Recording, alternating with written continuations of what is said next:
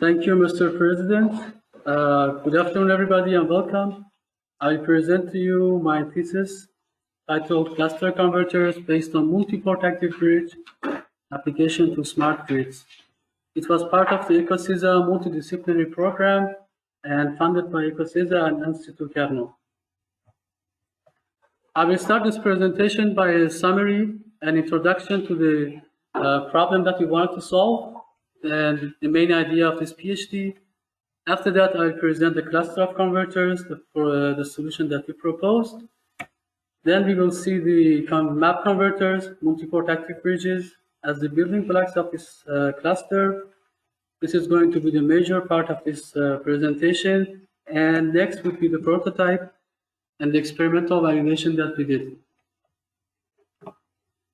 I will conclude this presentation by a summary of the achievements and the questions that are remaining as the subjects for future works. So let's start by the introduction. This PhD is about the revolution in the current world of electrical energy. We are observing substantial increase in penetration and share of electrical energy, and we are observing introduction of new loads, such as electric vehicles, which means the increase in demand. We also see the quick rise in the share of renewables with their intermittency, which can undermine the reliability of the whole system. And also the storage devices are being used in the system at large scales in the future as a response to these 2 points. After that, we have increasing number of DC loads and sources, which means that low voltage DC grid is going to be back very soon. All these paradigm shifts and challenges, they call for response, and concepts such as the smart grid, microgrids, and Internet of Energy have been proposed to address these issues.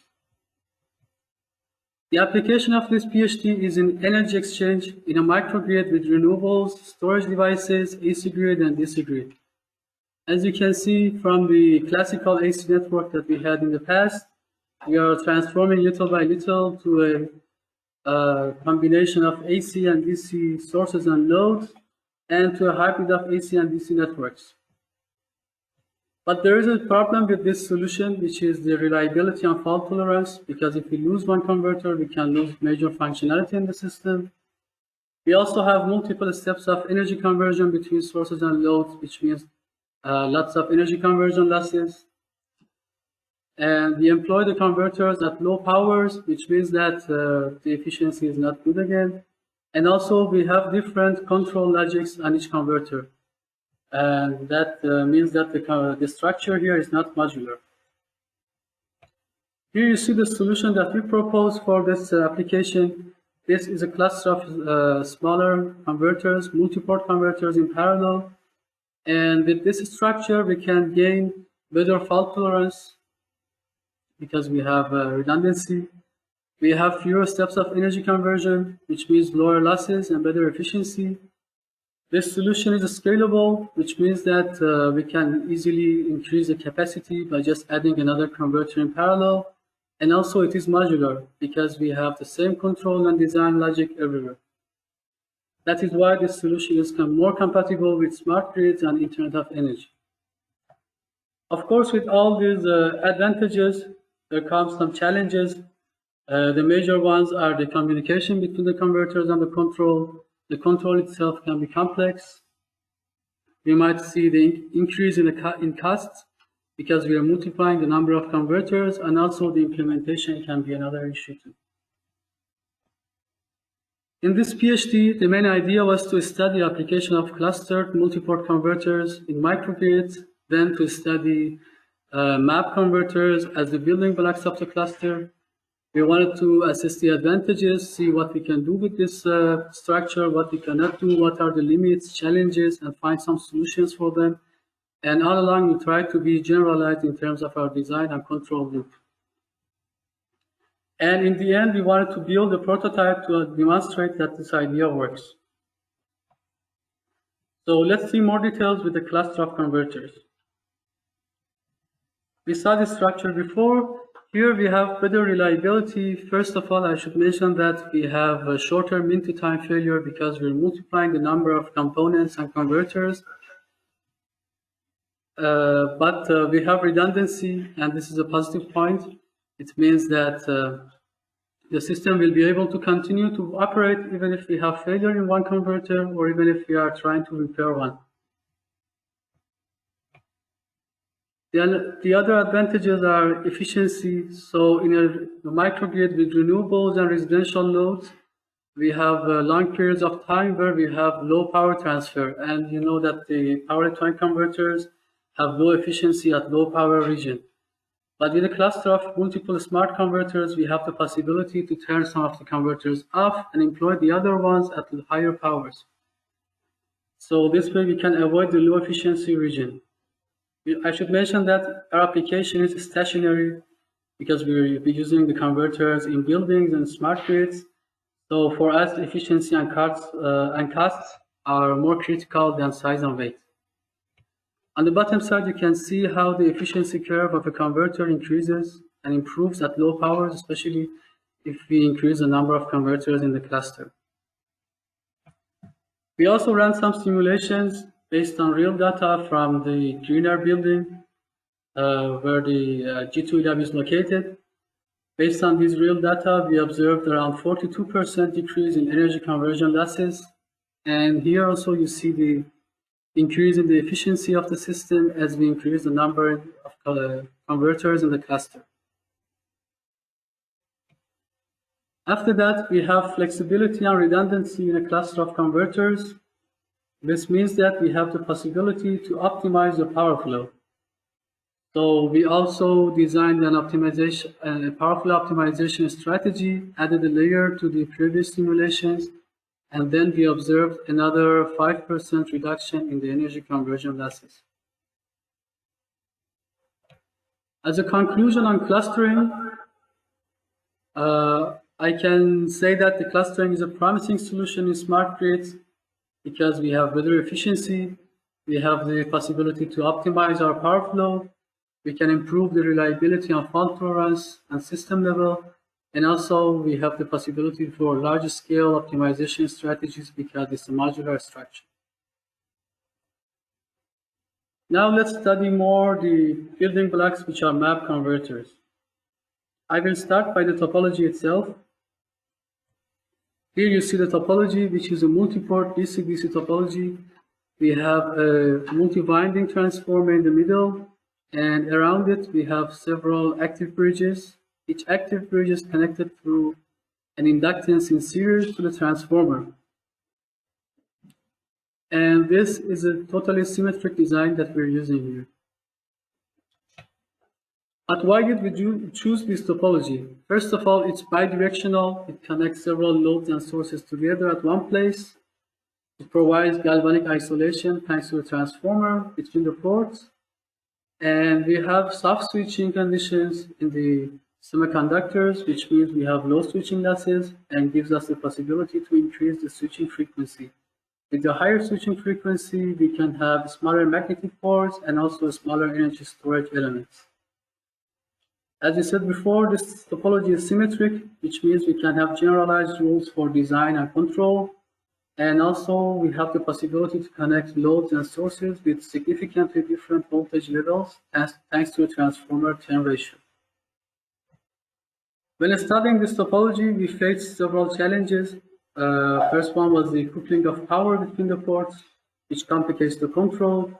Then we observed DC currents in the windings under certain situations, which could saturate the core and lead to failure. We also have circulating currents in the windings and reactive power in the AC link. And also soft switching needs to be taken care of. In a real application of a MAB converter, we are also going to need an AC to DC interface converter to connect to the network. We will need a maximum power point tracker to connect to the photovoltaic panels, and we also need the DC grid forming function. Although all these functionalities can be integrated into control of the MAB, for us the focus of the work is the DC-DC stage, so we are not going to concern for the interface converters, or the DC grid forming function. To be able to work with this converter, the first step is to be able to model it and analyze the voltages and currents. So I should mention that MAP converters are voltage source converters. It means that we control everything by the voltages that we synthesize. Here you can see that we can add delays or employ 2-level and 3-level voltages to control the converter, and we are going to have trapezoidal, triangular, or many other similar shapes in the currents. For controlling the converters, we have several parameters, including the internal phase shifts, which is the time delay between switchings of the legs in the same active bridge. This can be also called duty cycles, and we can use them for optimizing the losses in the converter. We also have external phase shifts, which we can simply call phase shift. This is a phase shift between two active bridges and is usually used for controlling the flow of power between the active bridges. We can also use first harmonic approximation to simplify our calculations, because we can use phasor space calculations with that. You can see the first harmonic approximations of the voltages and currents on the right. So in this type of calculations, the duty cycle will be equivalent to phasor magnitudes, and the phase shifts will be equivalent to phase angles.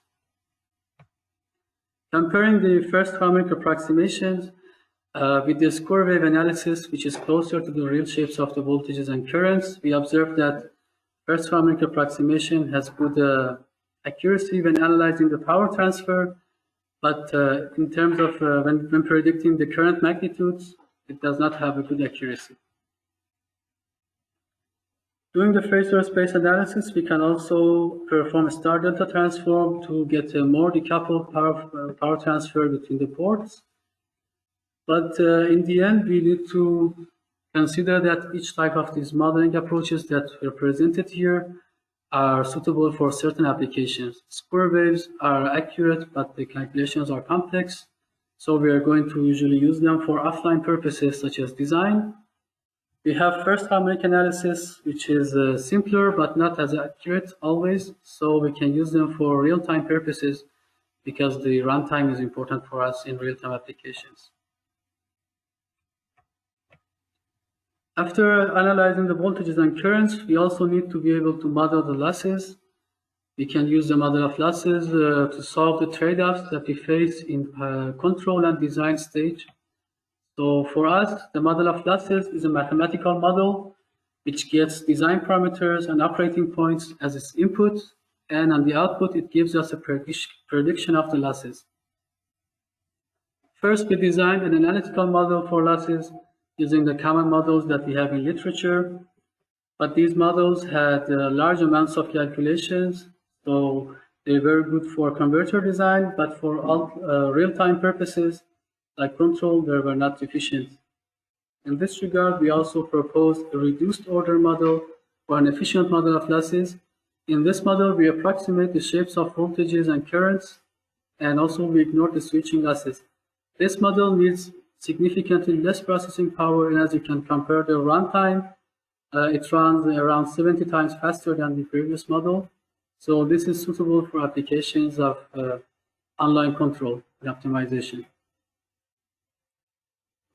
We compared the performance of these two models with the measurements that we did during experiments, and as you can see, the efficient model or reduced order model does not have good accuracy at low powers, and this can be because we have hard switching at low powers, and this model does not include the hard switching losses.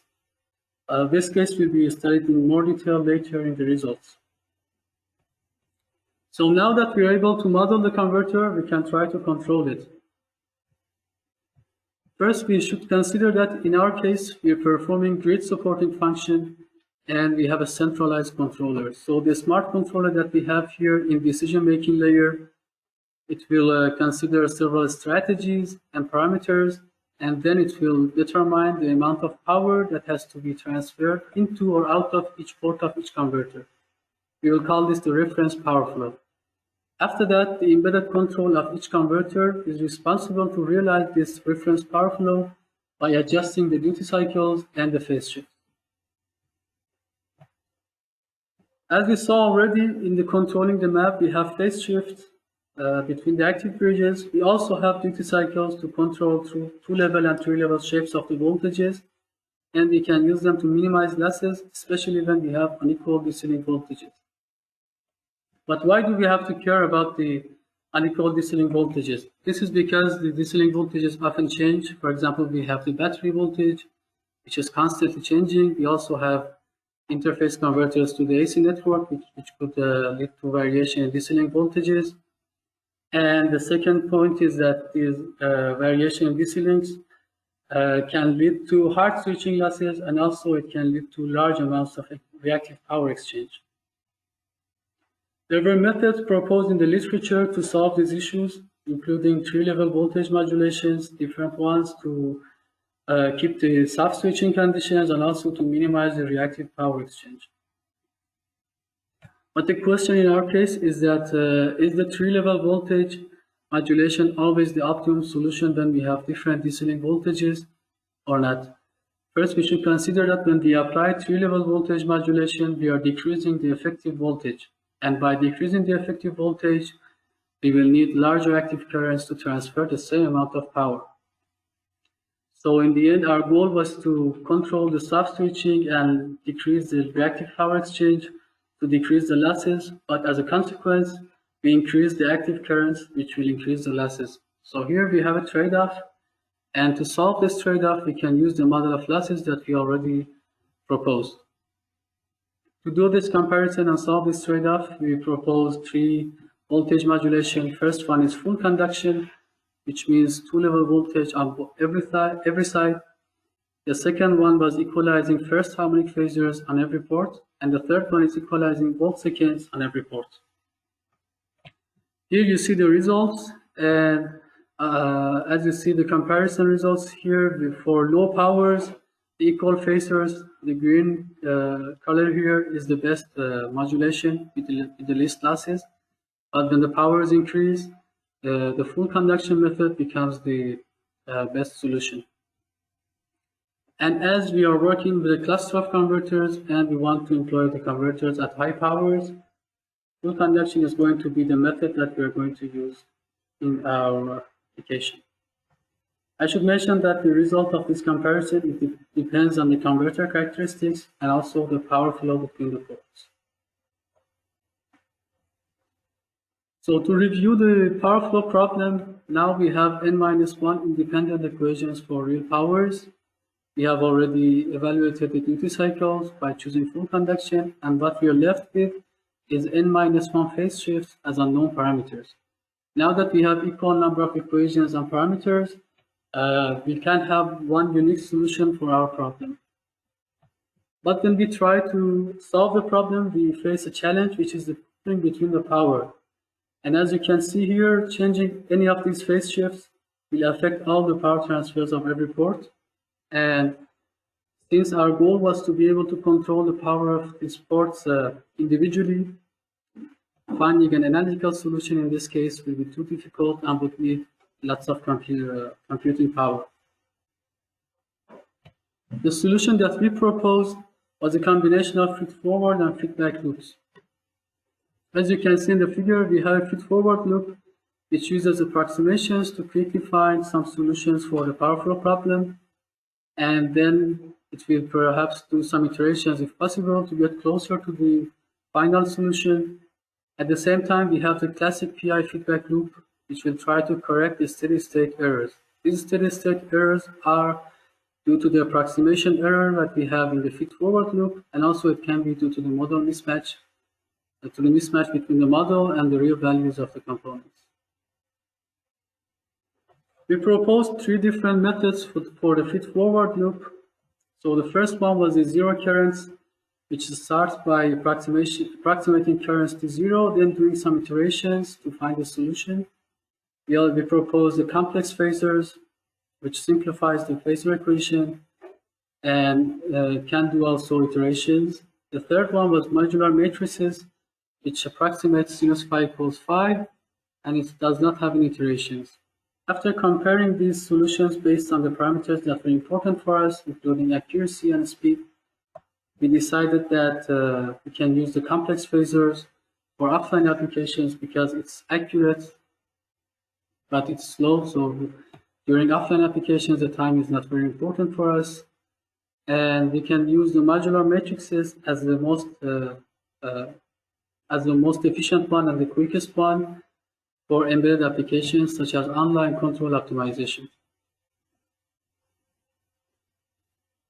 After being able to control the converter, we ran simulations and we faced some challenges. The major one was the DC currents in the windings. When we have DC currents in the windings or DC flux in the magnetic core, we can have saturations in the core, and this saturation will lead to drawing large currents, which will then lead to large losses and failures in the components. We can also lose the soft switching conditions if we have a DC current. We identified two origins for these DC currents. The first one was the way we control our converter. So when we apply phase shift changes, we have the transient DC currents in the windings. The other source was the asymmetric characteristics of the components. To be able to solve these solutions, we have several methods to do. We can consider passive solutions such as series capacitance to block the DC current, or adding air gap to the magnetic core to increase the margin of the saturation. We can also consider open loop and closed loop control methods to solve these issues.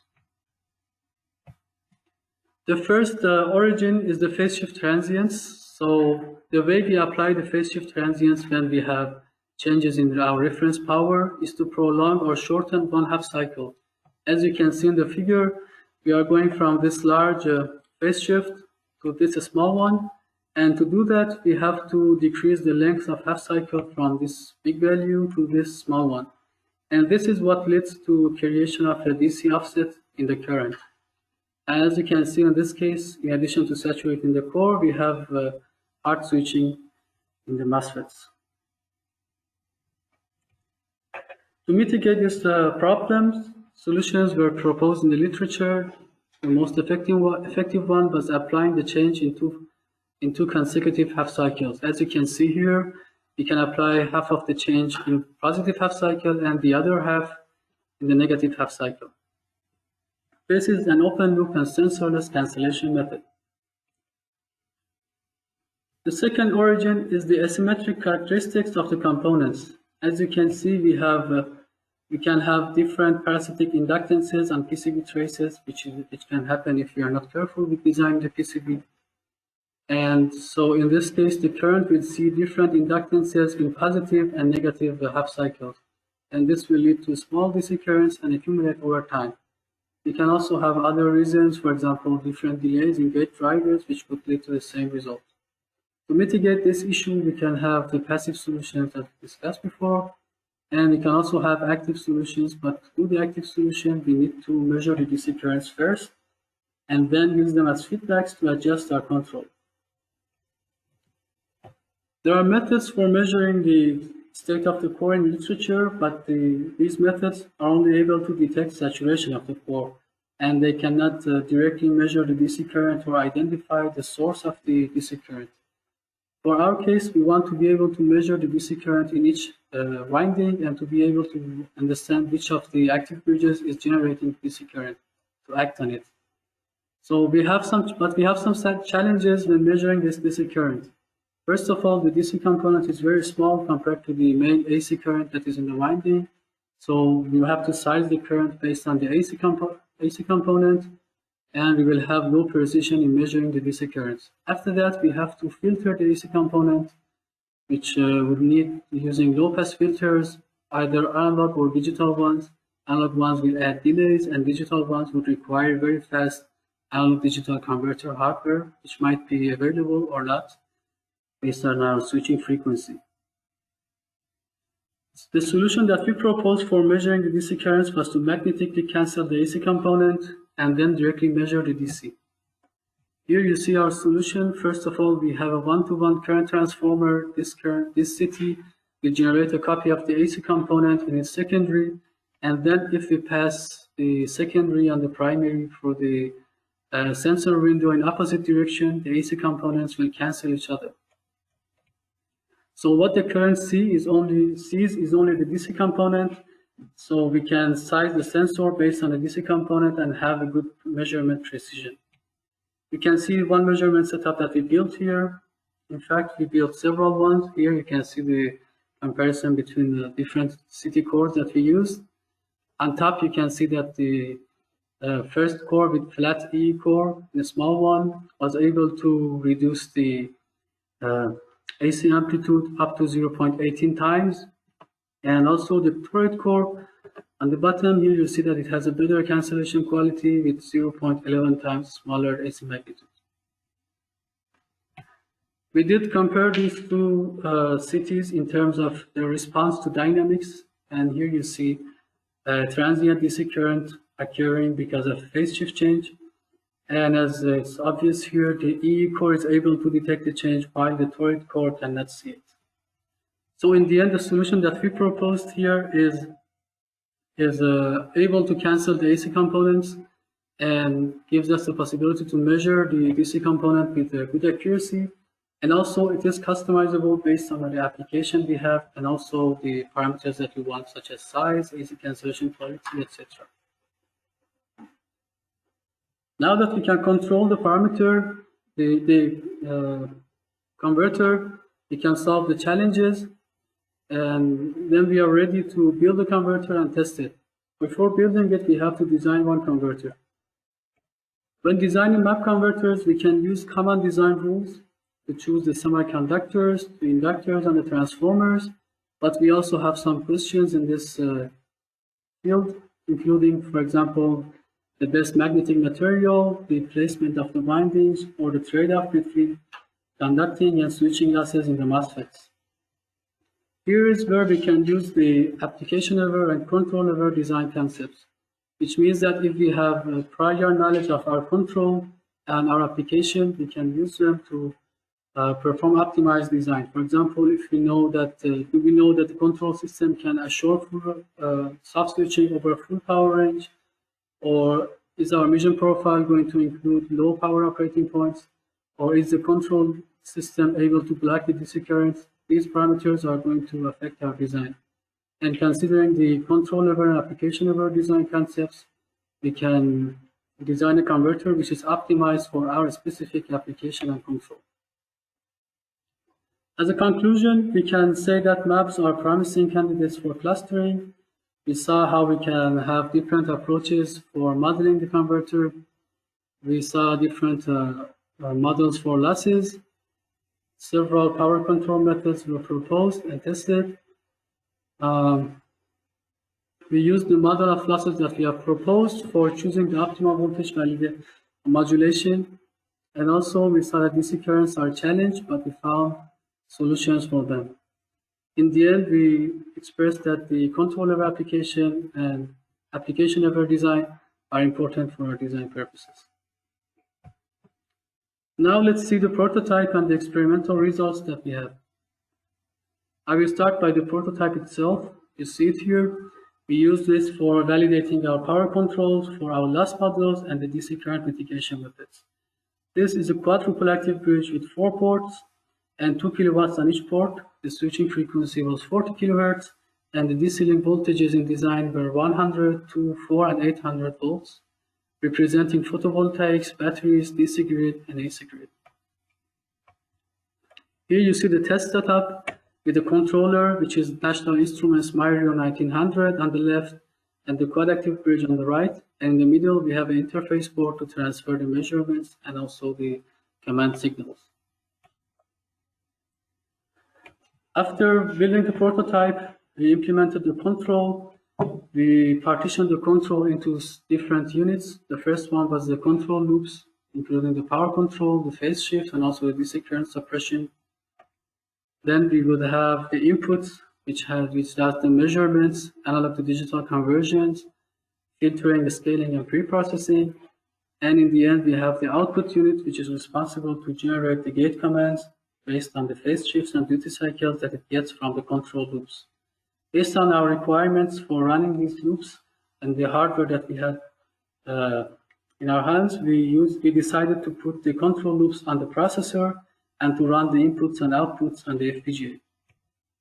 Here you can see the more detailed schema. You can see that we have sensors in the converter, then we get the input data to the input unit. After filtering and pre-processing, we send them to our control loops based on the measurements and also the reference power flow that we get from the user interface. Our control loops will determine the duty cycles and the phase shifts and then send them to the output unit. The output unit will generate the gate signals and send them to the active bridges, which is in the converter. But after implementing the control, the next step would be to connect it to the prototype and do some experimental tests. But in our case, we wanted to have a quick validation of our implementation because we could have some minor details or minor bugs in our implementation. So we used hardware in the loop validation to rapidly debug our control with low cost and low risk. So as you can see here, we connected our implemented control, MyRio, to the OPAL RT 5700, which was our real-time simulator running the model of the CAD inside it. And this way, we verified our implementation control first. After doing the hardware in the loop validation and being sure that our control is okay, we started our experiments. The first experiment was the power flow control. Here you see how we run the controls. We are here observing the response of the system to a step change in reference power flow. So on the left, we have the feed forward with quick response to the changes, and on the right, we have the feedback with accurate following characteristics.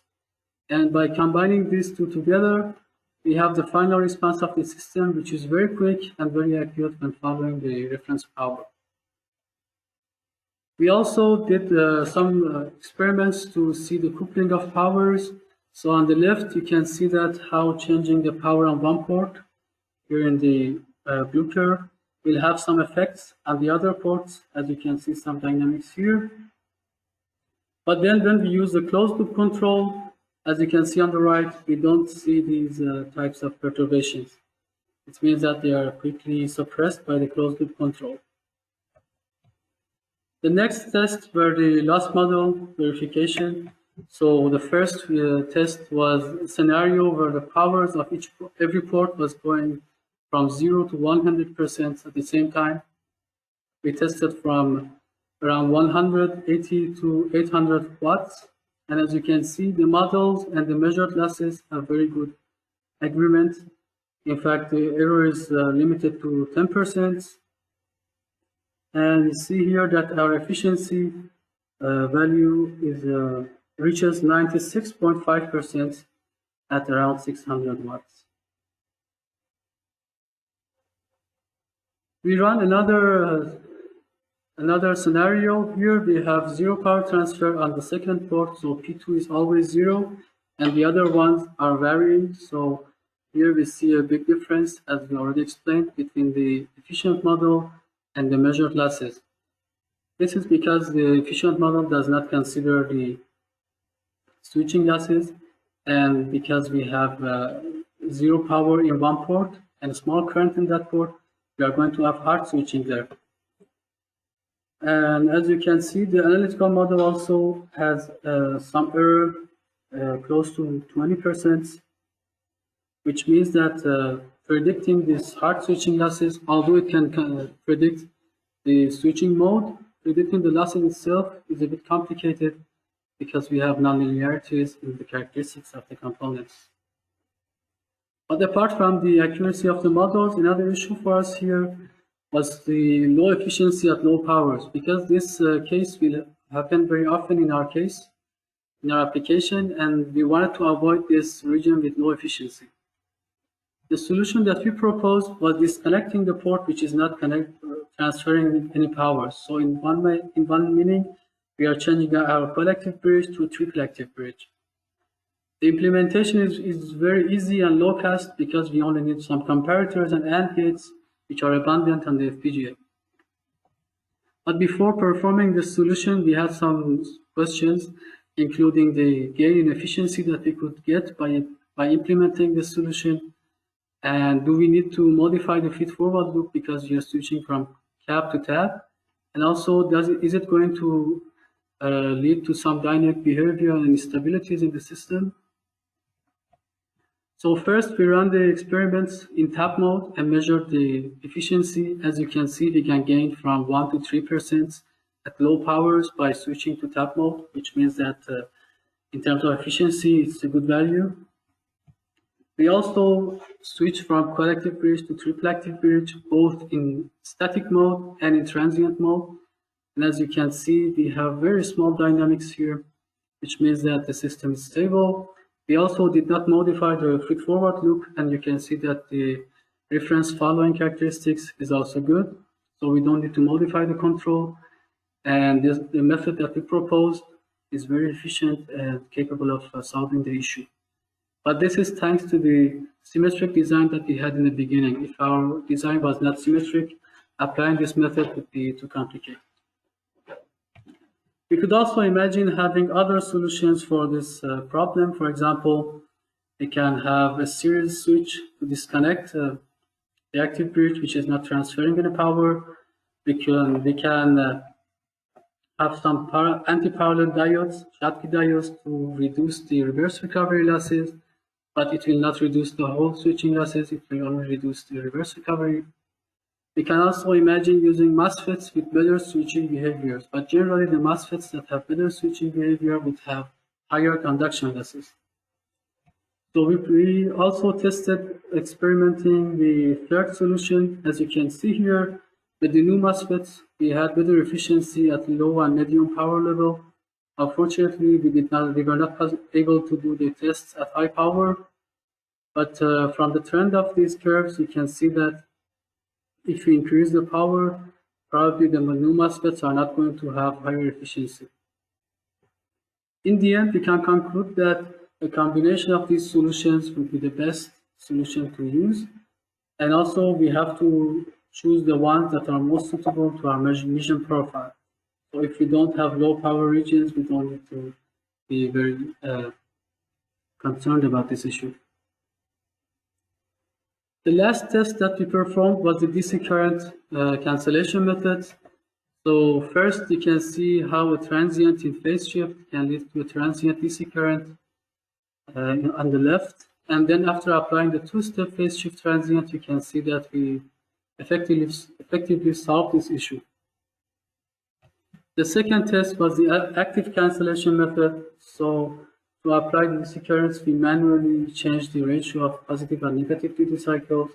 After inducing these DC currents, we observed that the control method that we proposed was able to use the measurements from the measurement setup that we proposed as a feedback, and then it was capable of acting on the gate commands to actively cancel the DC currents. And as you can see in the figure, in the not controlled method, we have large DC currents if we vary the duty cycles, but when we have P and PI feedback loops, we can effectively limit the DC currents that are caused. So as a conclusion to the experiments that we've performed, we can see that partitioning of the control system is important, and we have to determine which parts of the control to run and which parts of our hardware that we have. Then we study the power control loops, and we observe that they have good accuracy and good speed. They are also capable of removing the decoupling perturbations.